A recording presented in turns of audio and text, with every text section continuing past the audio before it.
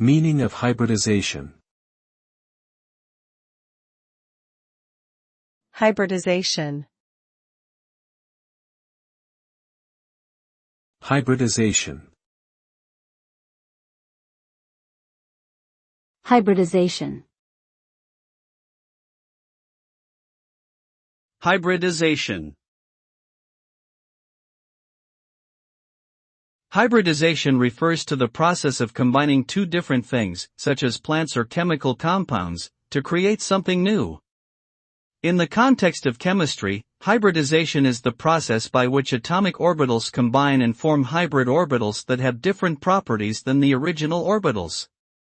This can result in the creation of stronger bonds between atoms, which can have implications for material properties and reactions.